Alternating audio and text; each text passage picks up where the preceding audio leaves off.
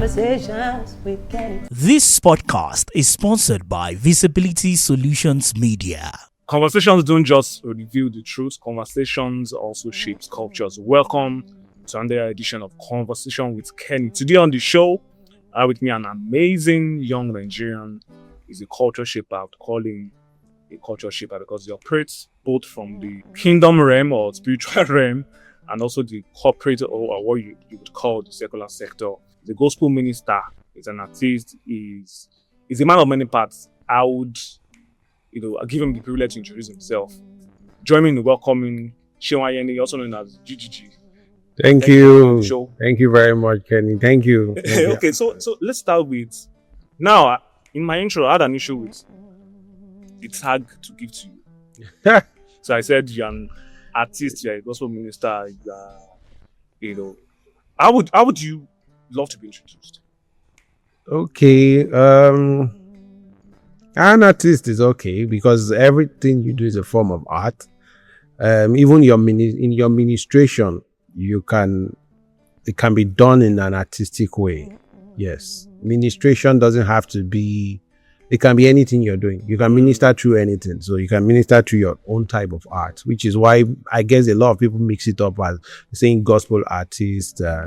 The main thing is not being the artist. The main thing in that sector is now being a minister. Yes. But then you're still doing a work of art in your ministration. So it's okay to be called an artist. But what do you like to be called? Or what do people usually refer to you as? They get confused as well. Because I sing, I do graphic design, I program, I do community service, and then I'm also an health and safety expert. So, man of many. Yes, giftings. It's okay. But how did all this stuff? How did you get to a point where you consciously started just using this? You were discovering it one after the other. Okay, so when I was young, I was asthmatic. So that asthma, it dealt with me very well. In fact, it was the asthma that made me calm down to discover a lot about myself when I was still young. Because I could be watching everybody playing football outside. I would not be able to join them because I can join them and then 5 minutes later, I'm already having a crisis. So most times I just sit back and watch them from upstairs, coupled with the fact that even my parents did not like us playing around that every time was read your book. So we'll be at the window looking downstairs, looking at other children playing. So I just thought to myself, well, I can't be in misery. Let me form my own activity inside this space, my own space. I'm going to create all the activities. And I think my creative ability started to take shape then because I started creating the games from inside the house. I created games. I created fun activities that even made those children downstairs want to come upstairs to come and participate in some of the games I was able to create.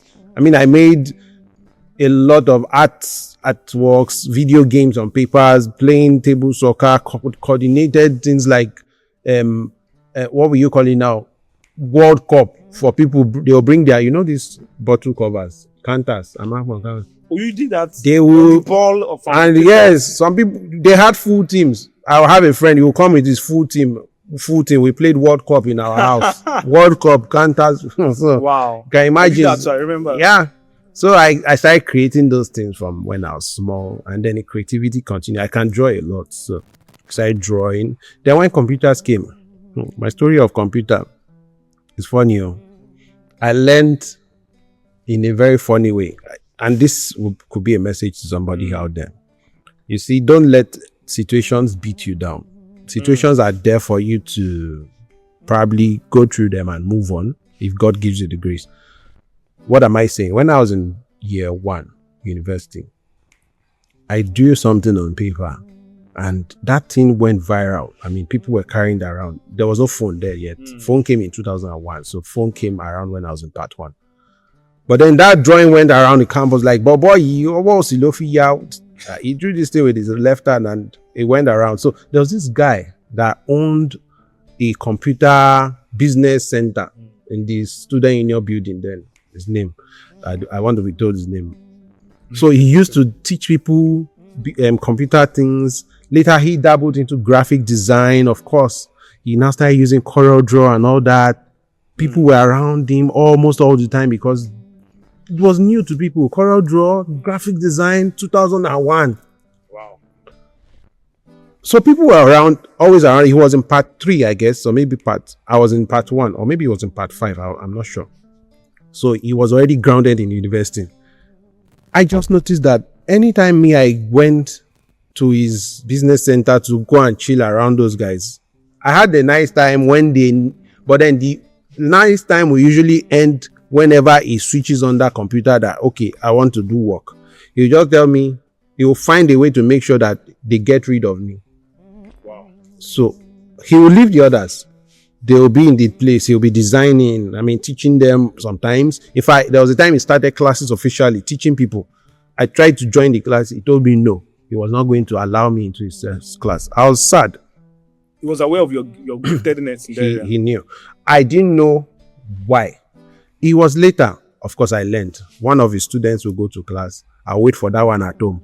Use his laptop. Waiting they teach you now today. Let's do it together. Draw cycle, draw triangle, draw all that. I was learning from that guy that I was learning from him. So I got better at what I was doing. Later, I now got to hear that he told his people, or some of the people he was close to, when they asked him to, because they saw how he was treating me. We were good friends.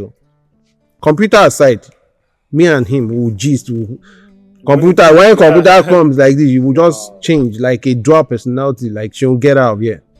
So I thought maybe some of his friends noticed and they were like, why you treat Seun this way? And I think he told one of them, he confided one of them that, you see this guy, I'm not scared of all of you that are here. I can teach all of you anything. But you see this guy, I cannot teach him. He's going to give me problem in this campus. And that was what happened. Long story short. Because when I now got to a particular level, I now started dragging clients with him. In fact, I became the rave of the campus along with some other 2-3 people. So you started designing from school? I thought you started designing after school. No. So I got to know you. I started in part 3. Part 3 was when I started learning how to draw cycle and square and all that without my friend's computer. But before I got to part 5, I was already a guru. No, I started in part 2. Before I got to part 5, I was already a guru. If I did, then the year CD was what was engraved. Year CD. Everybody wanted to have a year CD. I did year CD for almost all the departments. If you split the school into 5, I did year CD for 2/5 of the school. I made a lot of money, I and my friend. So yeah, that was how good I became before I left school. Fantastic. So do you still get, because for people who are very talented, they would face a lot of resistance from other people who feel intimidated. Do people feel intimidated when they meet you? That story I just told you was one. Although I wasn't even doing graphic design then, though. It was just me drawing on paper. That was somebody feeling intimidated. But another set of people who are probably just graphic artists like me. A lot of them have bad attitude. And this is to the graphic guys out there. I know we have a graphic design community, and yes, to a large extent, I see the way they behave in those communities. I really don't like some of those things that we do. We are graphic designers, doesn't mean we shouldn't be polite, doesn't mean we should throw caution into the wind. We are still also good human beings. So as much as we're professionals and we're trying to show the world that we're good artistically, we should also show the world that we are well-mannered. And a lot of graphic artists are always falling short of this. They're always ill-mannered, short-tempered and all that. Probably because of how clients behave also. We have clients that can be very annoying, but then be good. So as a man of many parts now, you still design, right? Yeah, I still design actively. Wow. Because I thought you really don't design again. But how do you balance between all these giftings? Okay, so most of these things are hobbies. And when things are hobbies, you find time for them. So graphic design for me doesn't disturb my day job. In fact, my day job, I don't even have the graphic design stuff in my computer. So do my 9 to 5. When I get home, My computer is at home waiting for me. I can design anything I want, and designing is just me and my mouse and what I've thought of. So one of the processes to design again is your mind is constantly working, thinking about designs. You've seen things before you got home. There's nothing new under the sun. Yeah. It's just people's ideas merging together and all that. So you've seen many things. When you get home, you create your own in your mind. You can see me sit in a spot for 2 hours looking, not doing anything. You will think I'm not doing anything. Or you can give me a job. Okay, this one happens between me and clients. Clients will give me a job and say, I usually give them enough time so that, because I know how I behave. I give you 1 week. I know that job will not take me no more than 30 minutes. I didn't give you the 1 week because I was going to do it in 1 week. I gave you the 1 week because I need that time to think of what I'll do. And I can take 2-3 days to think of what I'm about to do. But by the time I touch the mouse, I'll do what I'm supposed to do in 15 minutes and I'll give it to you. So I didn't do that job in 15 minutes, but I did the execution. Yes, the whole process took you time. Yes, so. Fantastic. Go on a short break. When we come back from the break, we'll talk about. I didn't even plan to talk about the graphic designing really for this interview. Okay. But maybe there's a reason why God wants us to talk about it. Because in the age of AI, you're smiling. How do you get inspiration? Because I can go to ChatGPT, tell ChatGPT to give me prompts, and go to Gemini, the design. But you answer the question when we come back. Okay. Stay with us. We'll be right back. What does success mean to you? To a singer, success is about selling out a concert and having hit songs. To a filmmaker, success is about fans raving about his or her blockbuster movie. To an entrepreneur, success is about converting prospects into lifelong customers. For us at Visibility Solutions Media, our success is when we help you successfully tell your story and win in the marketplace. We produce videos that matter, media campaigns that sell, content that puts your brand in the spotlight. In short, we are the one your brand needs today and forever. Visit us at vsmpr.com or call 0805 468 0266. Welcome back from the break. This is still Conversations with Kenni, and we still have the inimitable Seun Ayeni, GGG. Yep. Now, let's talk about GGG before I delve into my last question. Okay. Well, how did you come about the name? GGG. In fact, I started with that tall, slim guy. I think that's how it. Then later, I think I was it me also reading the scriptures deep. I started seeing different parts of me. Of course, I'm fearfully and wonderfully made. That made the gorgeous part. I know from testimonies of people that I operate most times on a genius level. So that's how the second G came up. Gorgeous genius. And then the third one is you can't do all these things and not be godly. It's a waste. So the godly is actually the main thing. The gorgeous genius is a byproduct of the godly part. So it's godly, gorgeous genius. So why did you decide to adopt it as an name moniker for your brand as an artist? Yeah, it's a totality. I feel it summarizes everything about me. I want to remain gorgeous and godly, and already I know I'm a genius. So let's just keep those three together and let me take it around. Let me carry the persona around. It reminds me that I'm gorgeous, I'm a genius, and that must be shown in a godly way. Fantastic. In the age of social media or in the age of AI, where we have Gemini, we have ChatGPT, do you think graphic design is an endangered species? Just like every other profession, I don't think so. Yeah, there's space for everybody to operate. The AIs will operate AI, do the AI thing, but it doesn't take away the space of the human. And my advice to graphic artists is don't fight AI. In fact, use it to make yourself better. Before it catches up with you, you've gone a step ahead again. Because what is AI? AI is also learning from what you did in the past. AI is a combination of all our works grouped together, our past works. So that's what formed the AI now. Machine learning. People are busy doing training AI now. It's a new job in downtown, training AI. Then data, how did it? I've forgotten the name they gave that job, but people are getting paid. Prompted to be like, They're helping the AI to learn. And part of the things that AI is learning from is your past portfolio. So don't stay there and sulk like, oh, AI is here to do. Go a step ahead. What is AI? What does it know now?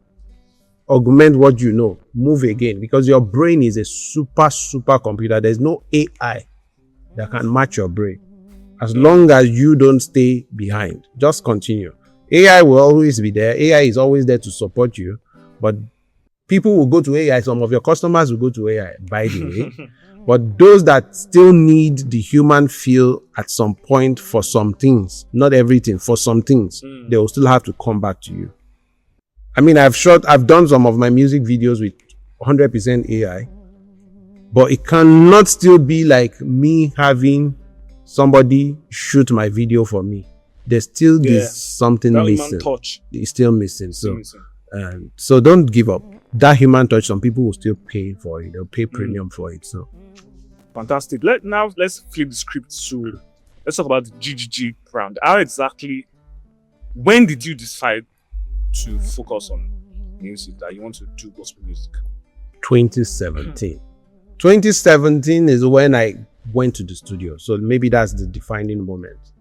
You can be there and just be procrastinating. Some people are still procrastinating. They've not gone to the studio up to now. This is the charge for you. They are still procrastinating. You can sing, but you are still fine. You can't still just go to the studio. So 2017 was when I decided, okay, studio, here I come. Whatever it is happening whatever is happening in where they call a studio, let me go and see it for myself. I got there. I learned a lot of things, of course. It was strange, but a pleasant experience. But then kicked off from there. And since then, it's been a smooth ride. 3 studio albums now. And I know that's fast. Between 2017 and almost 10 years. Yeah. So maybe one every 3 years. It's okay. But that's not what I'm trying to do. I'm just saying it's been a good ride. Now, let's talk about the gospel music industry in Nigeria right now. What are those things you are uncomfortable with? Oh, maybe not plenty. Maybe just a few. One, I think money is disturbing everything. Money. When is money is disturbing? People want to make money now. I know they want to make money, but it's adulterating the gospel, is making some people lose faith. This issue of money is a big disease. The love of money, not money itself. I know people make this quote, they misquote every time. Money is not the root of evil.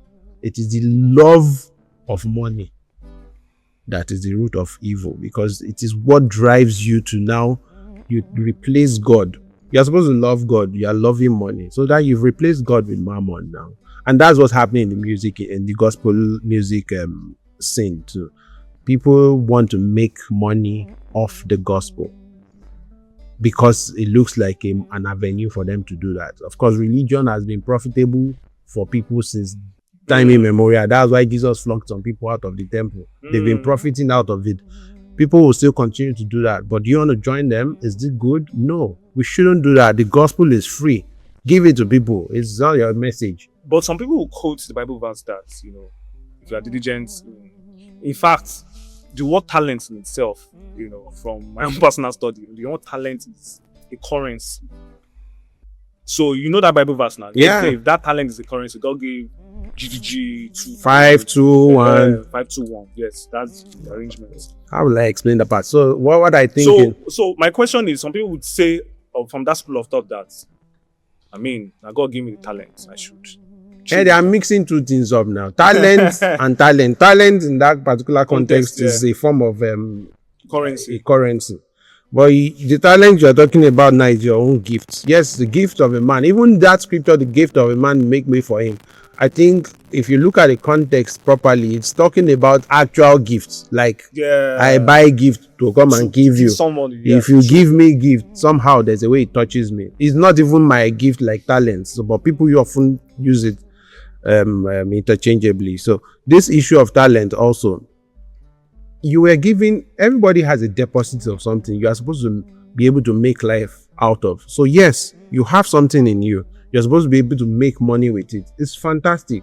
Your singing is a talent. You should be able to make money off it. I'm not against it in any way. The only thing I'm against is that when it comes to ministration is about giving what you have, furthering the kingdom of God. I mean, when they said the angels came to minister unto him, they came to do something for you. They didn't come and collect something from you. Yeah? So we should learn that ministry is about giving and giving. When you want to make money with that talent, go and do something else. I'm not a full-time, gospel is not what is paying me. I'm also doing something for some. There's a secular job I'm doing, and they have to pay me for it. So by all means, do secular jobs. Sing secular songs if you need to. Sorry, sing secular songs if you need to. Yes, I'm not saying sing worldly songs. Sing secular songs. There's a difference, you know. You can be secular and not worldly. It's not the same thing. I won't encourage you to sing worldly songs, but sing secular songs so that you can make money. Somebody sang GT Bank's anthem or something. You are going to be paid for it. Somebody is going to sing the national anthem. Somebody is going to sing marriage songs. Somebody is going to sing at wedding receptions. You are going to sing at wedding. You get paid because you are singing as a service. But when it comes to a place of ministering to children of God, and I think churches are the enablers of this, churches are not supposed to treat church services as places where people come and provide services, because ministration is not a service. You are not providing services to people. You are ministering, and it's about God. So don't create the atmosphere where you bring people and they feel they want to come and satisfy some customers. No. But some people have this mindset, because that's why I cited that example, the talent. But the same line, some people would say because you are a professional, that's your profession. Somebody who's trained in music will tell you, this is my own profession. Yeah, now, by all means, charge for it now. Charge for music. I'm not saying don't charge for music, but don't go to a church where you're supposed to be ministering, and that's what you'll be caught doing there, is providing a service that you'll be paid for. You're not ministering to God. You're not ministering. That's not God you're doing anything for. You're doing something for yourself. Truth be told, I've put some, in quotes, secular artists on some of my songs in the past. Yeah, I've had some friends on my songs. Reason why I put them, though, maybe the defining thing, they were not, to me, I didn't see them as artists to start with. I saw them as my brothers that can sing, but they have decided to now start singing something else. But then when I now got to, guy, you can also, can't you sing something different and see if you can have a message out there? I say, why? I can try. I can do that. Okay, what's the message you want? Of course, I'm going to scrutinize. What do you want to sing in the thing?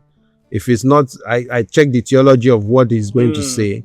If it matches what I want him to, what I need in the song, okay, come and sing it now. You are my brother to start with. But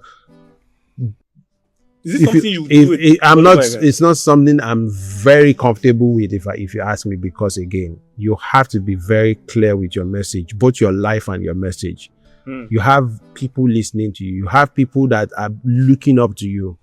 They are wondering where you stand, and you need to show where you stand in all you do. If you bring a secular artist on your song, they are beginning to look at the other songs of that secular artist. You are directing their attention to those places. Well, some people say, in the case of, I think there was one song there, I think Nicki Minaj and one, I don't know if you can recall this song. Yeah, one, I've forgotten her name. Tasha Cobbs, or I can't recall. I don't think it's a good idea, because again, you are pointing people's attention to somebody that you are not aligned with. You are unequally yoked with a sinner. But some people would say, during that particular example I cited, they would say the fan base of that person, say Nicki Minaj, will be introduced to you, to the gospel. Yes, I like that. So let's flip it, and your own fan base will be introduced to. No, your fan base have always been introduced to. So Nicki Minaj, it's like you're endorsing her. And some people will now begin to see something not wrong with some of the things she's doing. I'm not condemning her. I'm not saying judge everybody. You can still be friends with Nicki Minaj. I'm friends with a lot of secular artists, but am I endorsing what you're singing? No. Vehemently no. So will I make you come and sing on top a message I have for the people that I'm trying to make not listen to what you are singing?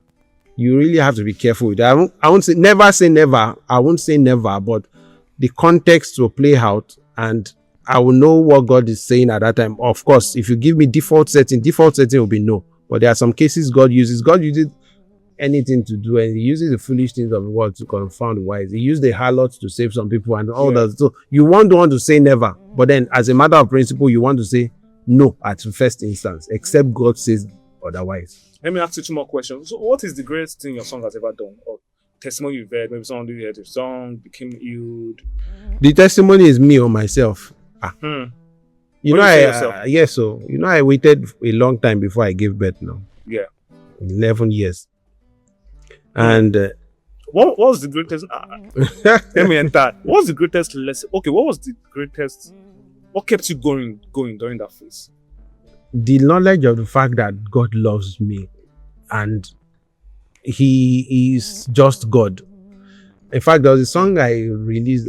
In the song is whether God does it or not, it doesn't change Him from being God, though. And we need to really be careful with that.